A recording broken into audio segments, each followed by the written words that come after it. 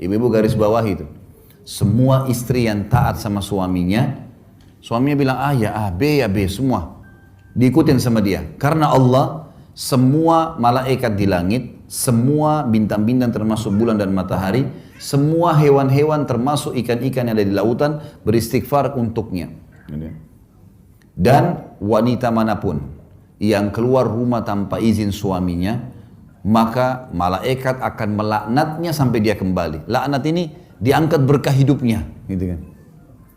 Siapapun wanita yang memalihkan wajah dari suaminya karena kesombongan, maka juga akan membuat Allah yang di langit murka padanya sampai dia buat suaminya ridho. Nabi SAW tetap dipuaskan. Onani haram dalam Islam kalau laki-laki kerjaan sendiri, tapi kalau istrinya yang buat tidak haram.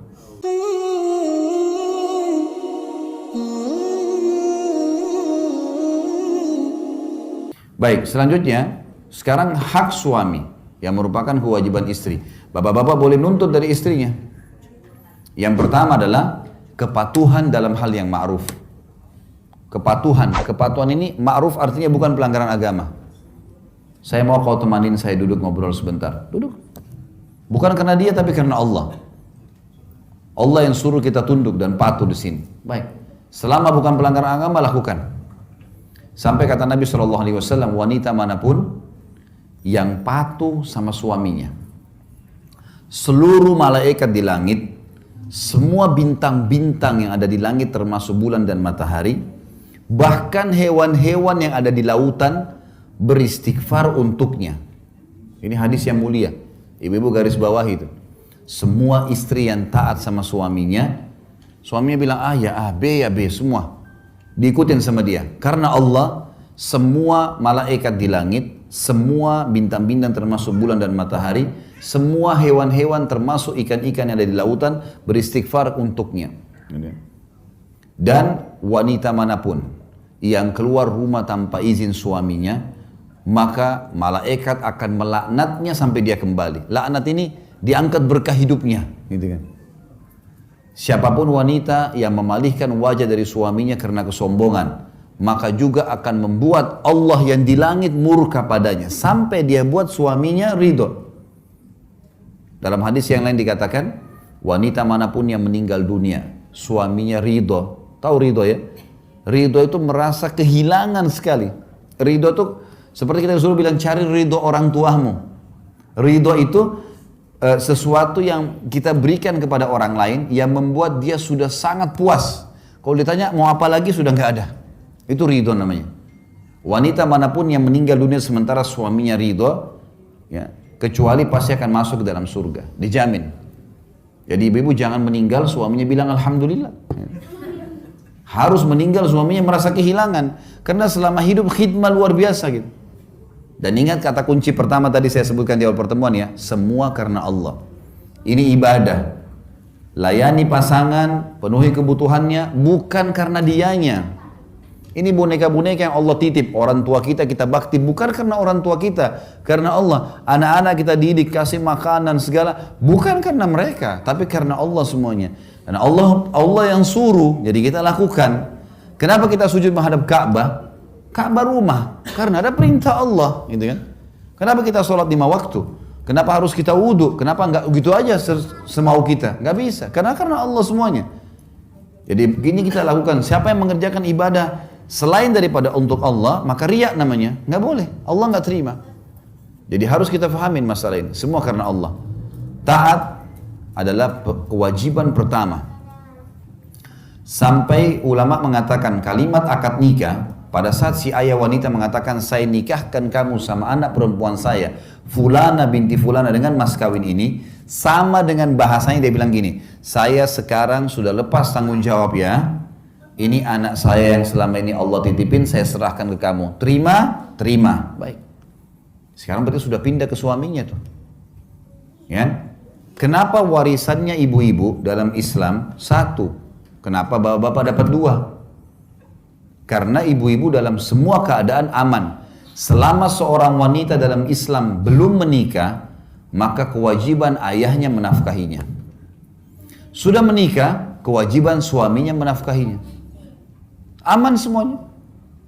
Artinya Ayah harus siapin makan, minum, pakaian, tempat tinggal. Sudah menikah suaminya harus begitu. Kalau laki-laki enggak. Anak laki-laki itu wajib kita nafkahi sebagai orang tua hanya sampai balik. Setelah balik sunnah. Jadi teman-teman di sini nggak boleh sudah menikah tuntut ayahnya, ayah kasih saya. Saya kan anak, nggak bisa. Anak laki-laki cuma sampai balik. Setelah balik itu sudah sunnah. Jadi salah tuh kalau anak laki-laki nuntut ayahnya beliin mobil, beliin motor sementara kuliah. Nggak ada urusannya itu, nggak ada kewajiban ayah lagi. Sudah sunnah bagi dia. Tapi anak perempuan enggak. Sampai dia menikah. Kalau dia gadis tua pun tetap wajib ayahnya biayai. Nggak bisa enggak. Setelah menikah suaminya. Makanya warisannya satu. Karena nggak ada tanggung jawabnya. Tapi laki-laki setelah menikah pun harus tetap bakti sama ibunya. Bakti sama ayahnya. Nomor satu tetap orang tuanya. Perempuan juga bakti sama orang tuanya, tapi setelah menikah ayahnya, suaminya. Apapun suaminya katakan maka dia lakukan. Sampai tidak boleh seorang wanita dalam Islam puasa sunnah kecuali dengan izin suaminya. Suami lagi cuti hari Senin, dia biasa puasa Senin Kamis. Pamit dulu, saya mau puasa Senin, bisa nggak? Jangan, saya butuh ditemenin. Ya sudah, gak usah puasa, lebih didahulukan. Karena kalau ketemu antara hak wajibnya Allah dengan hak wajibnya makhluk, maka didahulukan hak wajibnya Allah. Misal, Bapak Ibu lagi sholat wajib, Allahu Akbar lagi sholat duhur. Ibu kita manggil. Jawab panggilan ibu kan wajib. Tapi kita sedang kerjain wajibnya Allah. Maka nggak boleh dipatuhi makhluk. Tapi kalau bertemu antara hak sunnahnya Allah dengan hak wajibnya makhluk, kita lagi sholat sunnah, ba'diyah duhur. Allahu Akbar, ibu kita panggil, nak, berhenti sholatnya. Nggak boleh karena jawab panggilan ibu wajib. Ini sekarang sunnah, walaupun haknya Allah. Kalau ketemu hak wajib Allah dengan hak wajib Allah, haknya Allah dahulukan. Tapi kalau sunnah hak Allah dengan wajib Allah, hak wajibnya makhluk yang didahulukan. Kita harus paham masalah ini. Jadi taat pada suami adalah hal yang sangat mendasar. Kecuali kalau disuruh maksiat.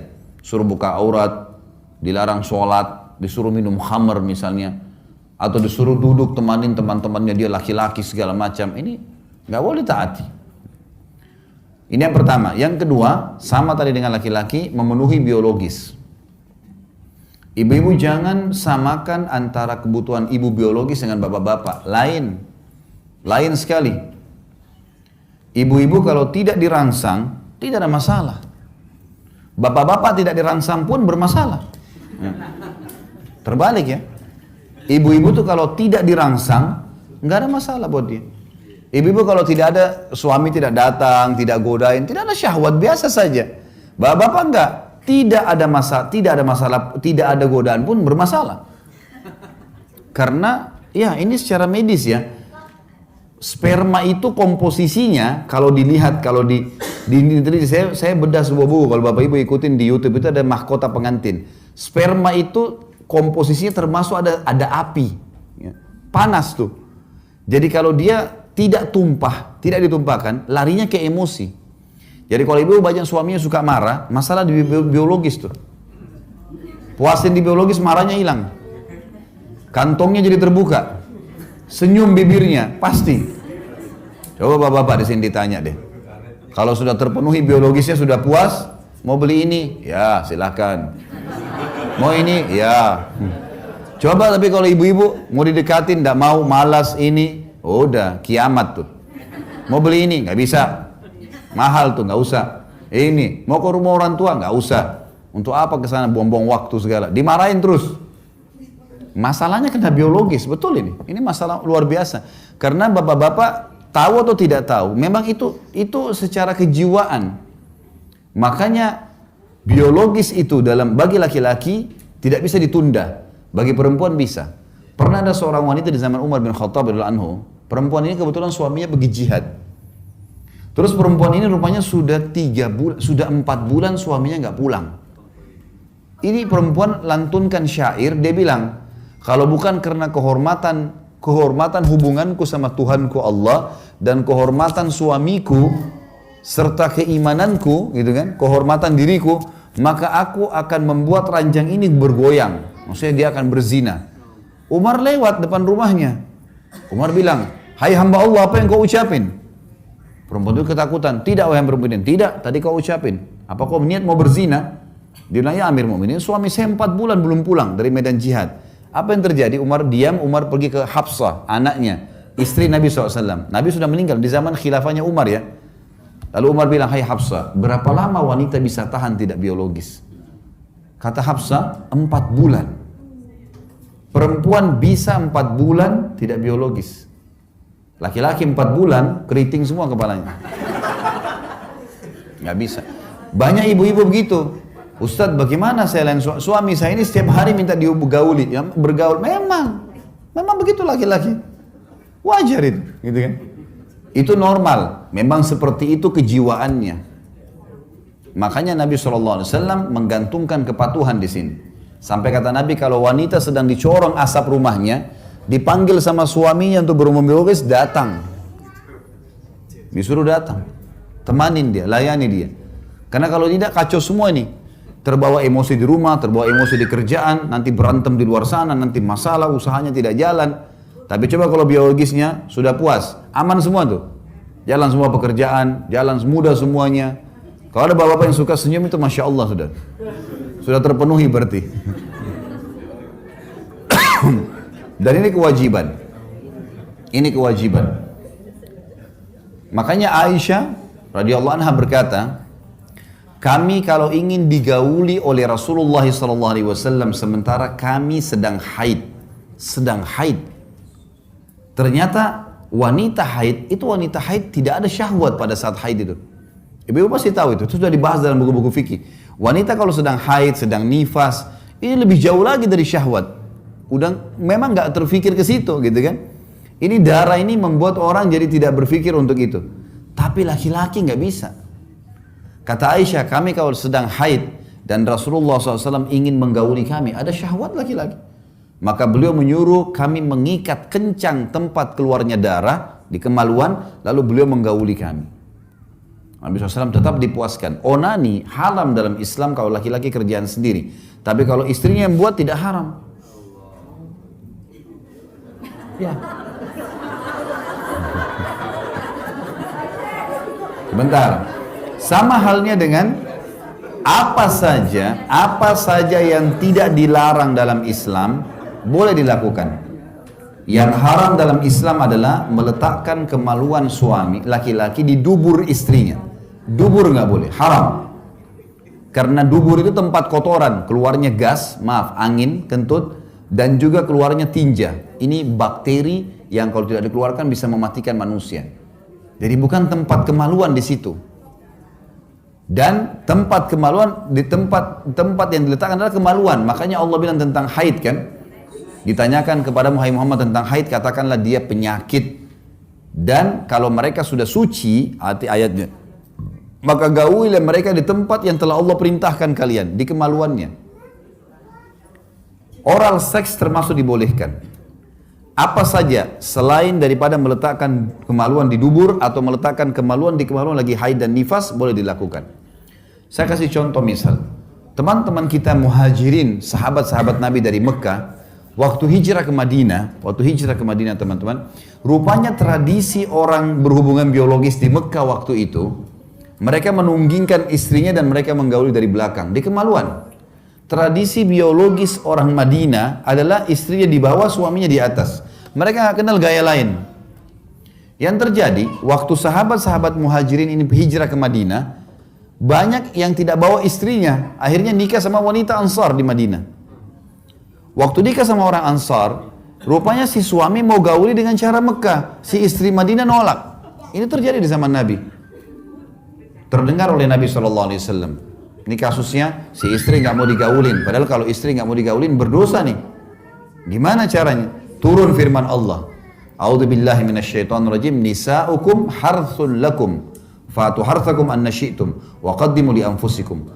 Istri kalian adalah ladang buat kalian. Datangi ladang kalian semau kalian dan dahulukan diri kalian. Artinya boleh digaulin dengan cara apapun selama bukan letakkan kemaluan di dubur. Yang dilarang itu saja. Karena Nabi SAW melarang. Allah melaknat laki-laki yang meletakkan kemaluan di dubur. Satu hal juga penting di sini Bapak Ibu sekalian. Jangan pernah belajar biologis dari film porno. Ini penting sekali. Karena ulama bilang, rasionalnya ya, sebagaimana manusia itu secara alami tahu makan masuk ke mulutnya, hidungnya dipakai bernafas, kupingnya dipakai mendengar, kemaluannya juga tahu di mana diletakkan. Sebagaimana dia tahu bagaimana mengeluarkan air seni atau kencingnya. Dia tahu itu sebenarnya. Masalahnya kalau orang nonton film-film porno seperti ini, pertama mendukung perzinahan. Orang lagi zina.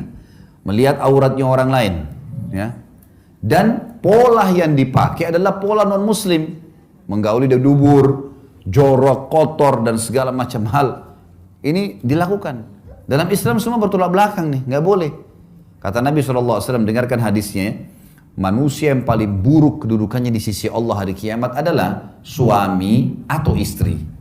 Yang sudah saling terbuka, saling merangsang satu sama yang lain, sudah hubungan biologis, lalu keduanya atau salah satunya menceritakan ke teman-temannya. Jadi nggak boleh bapak-bapak misalnya istrinya Masya Allah puasin dia luar biasa, lalu besok ketemu teman-teman, oh istri saya itu begini, begitu, diceritain. Atau ibu-ibu, suaminya Masya Allah puasin, nggak perlu diceritain ke teman-temannya, suami saya itu begini, begitu, begini. Kenapa? Karena efek sosial dan kejiwaannya berbahaya. Kalau kita lagi cerita sama teman-teman kita ternyata pasangan mereka tidak begitu, yang terjadi dia akan ganggu pasangan kita.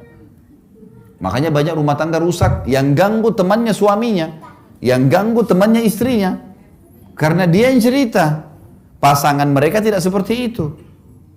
Malah kita lihat dalam Islam disuruh tutupin. Kalau film ini malah ditontonkan. Ada sampai satu ibu ngeluh sama saya di Jakarta, dia bilang, Ustadz, sampai pada tingkat penyakit ini, nonton film porno ini, sama suami saya, dari awal saya nikah sampai sekarang, kalau dia mau gauli saya, dia harus datangkan laptopnya di ranjang, nonton. Baru syahwatnya bangkit. Kalau enggak, dia bilang dia enggak ada syahwat lagi sama istrinya. Ini kan penyakit kejiwaan. Bagaimana bapak ibu tidak cemburu lihat pasangannya di sebelah, yang suaminya lihat perempuan lain, telanjang, yang si istri juga lihat laki-laki lain. Dan pasti di film lebih hebat daripada kita. Loh iya, didatangkan orang-orang yang luar biasa kan. Tidak mungkin orang-orang jelek. Dicari orang yang bisa laku karena mereka mau jual duit. Dalam medis, dalam ilmu medis, tidak sehat biologis kalau bayangkan orang lain. Ya. Pasangan setengah mati rangsang kita, kemudian kita bayangin orang lain, ini rusak semuanya. Tapi kalau kita tidak pernah tonton itu Bapak Ibu sekalian, kalau pernah dilakukan istighfar kepada Allah, ada di rumah rusakin semua. Mulai sekarang bangun biologis yang sehat. Pada saat biologis buka mata, lihat pasangan, nikmatin pasangan itu, kemudian insya Allah sampai kita klimaks. Mungkin butuh proses beberapa waktu, setelah nanti semua kenangan film-film itu hilang, dalam waktu yang berjalan nanti kita akan rasakan luar biasa kenikmatan karena kita menikmati pasangan kita. Ini yang real di sini, itu bahaya, itu cuma hayalan. Ini realnya yang harus. Tidak akan enak orang makan nasi sama tempe kalau yang dibayangin ayam. Mana itu? Loh benar, kalau yang ada nasi sama tempe lah yang dimakan. Jangan hayalin yang lain, itu hayalan. Mengganggu ini, padahal ini sebenarnya di depan mata kita. Ini poin. Baik, penuhi kebutuhan biologis ini penting. Ibu-ibu harus garis bawahi, suami memang kebutuhannya mendesak. Sering minta itu pun adalah hal yang wajar, hak dia. Ibu tinggal layanin dan menikmatin. Itu saja, ini pahala dan ibadah. Gitu kan? Ini dua hal yang kalau kita simpulkan sebenarnya adalah hal yang sangat mendasar haknya suami. Kalau poin pertama tadi taat, maksud dalamnya tentu tidak boleh juga keluar rumah tanpa izin. Ya. Sampai kata Nabi SAW, wanita ahli surga adalah wanita yang kalau kau lihat ke arahnya, dia selalu menyenangkanmu. Dengan dandanannya, dengan pakaiannya, dengan godaannya, semua. Gitu kan? Dan kalau kau perintahkan, dia selalu patuh menjalankan. Ini kunci. Kemudian kata Nabi SAW juga, wanita di surga adalah wanita yang kalau dia berbuat salah atau suaminya berbuat salah, dia datang kepada suaminya memegang tangannya di malam hari, dia mengatakan, saya tidak bisa tidur kecuali kau sudah ridho dengan saya. Mungkin ibu-ibu bilang, kok kalau saya yang salah wajar, kalau dia salah bagaimana caranya? Ibu harus tahu ya, laki-laki itu karakternya, gengsinya tinggi. Jadi ternyata syariat Allah yang Allah turunkan lebih tahu siapa laki-laki, lebih tahu siapa perempuan. Bapak-bapak di sini misal, kalau kita lagi buat salah, lalu istri kita yang datang mengatakan, kalau kau tidak ridho dengan saya, maka saya tidak bisa tidur. Saya pastikan bapak-bapak yang salah mengatakan, saya yang salah, maafin saya. Tapi kalau tidak, maka dia akan muncul gengsi dan egonya. Jadi syariat datang memandu untuk bisa mengambil hati pasangan. Memang sudah paling tepat itu. Ini poin tentang masalah hak dan kewajiban.